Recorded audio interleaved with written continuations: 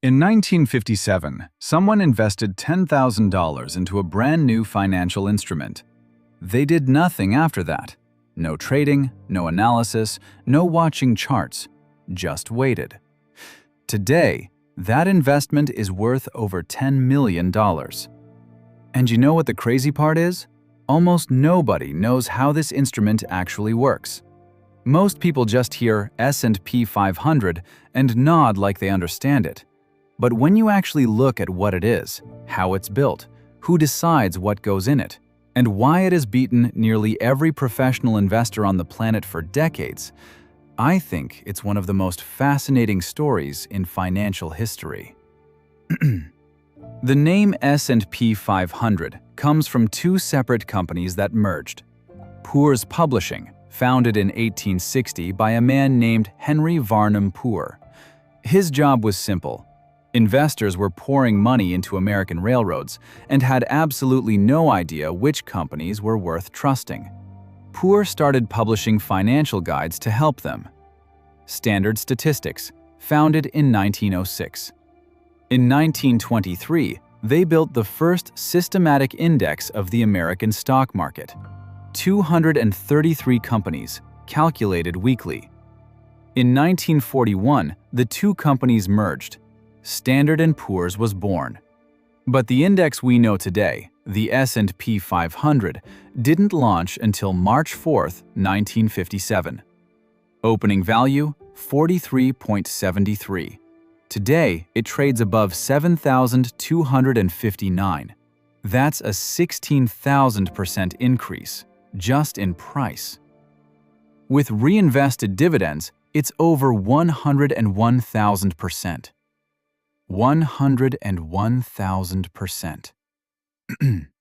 Here's the part most people skip, and I think it's the most important part to understand. The S&P 500 is not just a list of 500 big companies.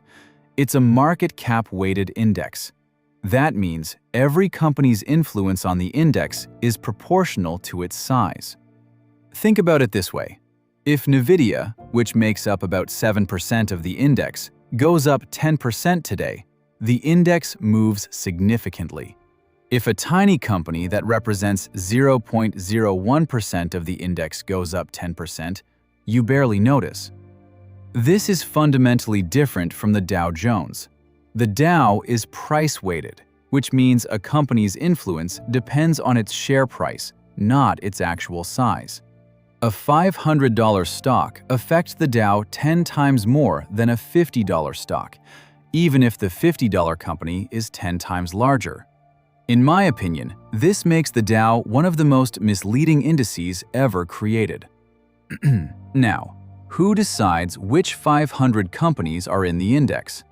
There's a committee, the U.S. Index Committee, a group of full-time analysts who meet monthly. Their decisions are not purely mechanical. They use judgment. They consider sector balance.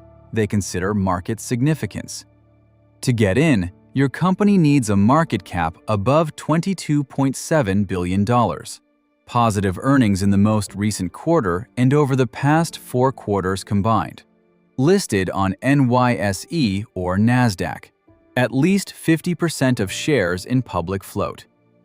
And here's something most investors don't know. When a company joins the S&P 500, every index fund in the world is forced to buy it.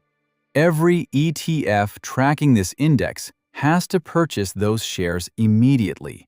That buying pressure used to push the stock up 3 to 7% overnight. Today, the market front-runs it, and the effect is smaller, but it's still real. I love this part, because these numbers tell the story of the American economy better than any textbook. S&P 500 first closed above 100, June 4, 1968. First above 200, November 21, 1985. First above 500, March 24, 1995.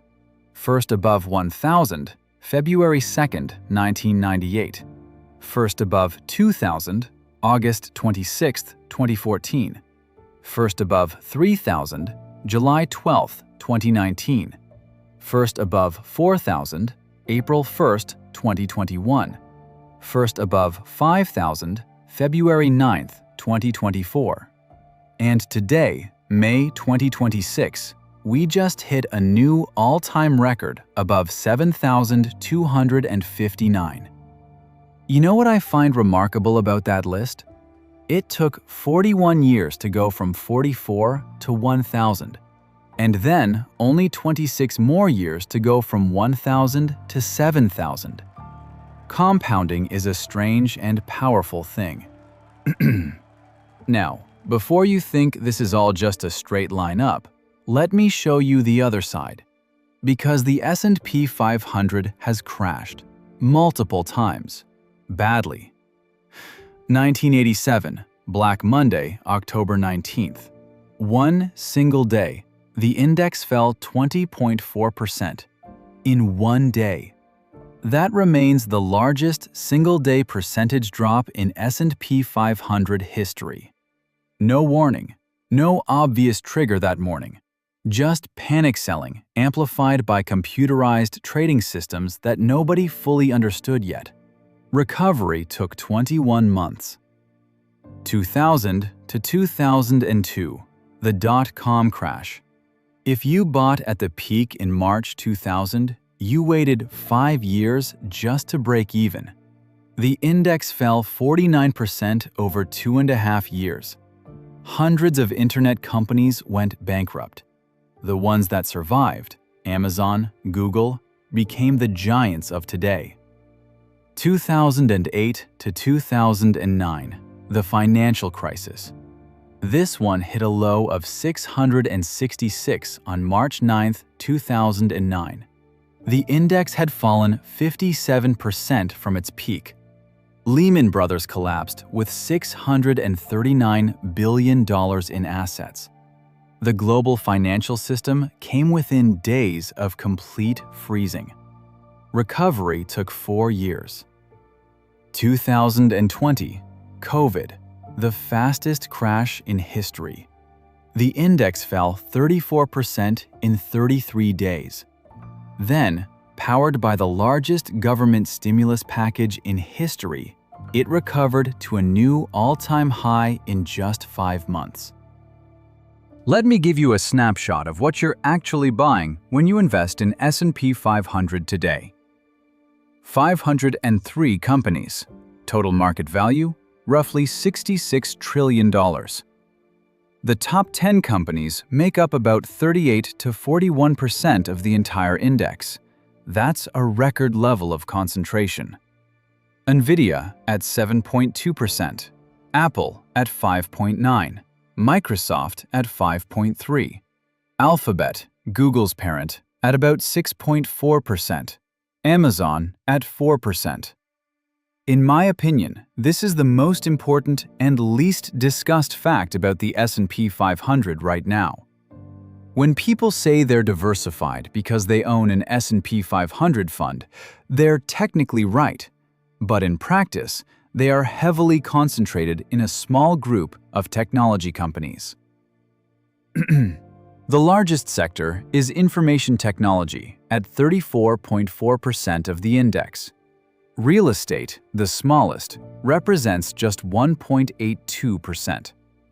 The current PE ratio is around 30 to 31 times earnings. The long-term historical average is closer to 16. The Buffett indicator, total market cap divided by US GDP, is at a record 226%. Buffett himself has called levels above 120% a warning sign. We are at 226. So how do you buy the S&P 500? You don't buy the index itself. You buy an ETF or index fund that tracks it. 3 main options. SPY, launched January 22, 1993 by State Street. The first ETF ever created in the United States. $680 billion in assets. Expense ratio 0.0945%. Most liquid ETF on the planet.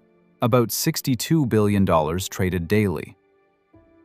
VOO, Vanguard's fund, launched September 7, 2010, now the largest ETF in the world with over $1.5 trillion.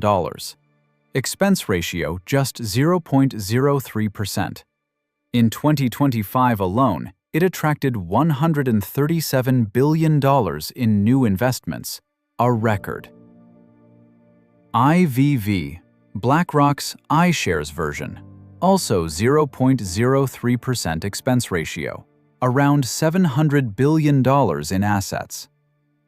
The difference between 0.09 and 0.03% sounds tiny. But on $100,000 invested over 30 years, that difference compounds to thousands of dollars. John Bogle, the man who launched the first retail index fund at Vanguard in 1976, called it simple. Costs are the enemy of returns. Wall Street laughed at him and called his first fund Bogle's Folly. It raised $11 million when he needed $150 million. Today, Vanguard manages $1.4 trillion in S&P 500 funds alone. The last laugh belongs to Bogle. The S&P 500 is not a perfect investment. It's concentrated in technology. It's at historically high valuations. It has crashed 50% before, and it will crash again someday. But here is what 69 years of data says. $10,000 invested in 1957, $10 million today.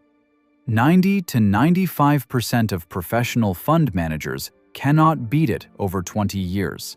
And it has recovered from every single crash in its history. If you enjoyed this video, hit like, subscribe, and ring the bell. See you in the next one.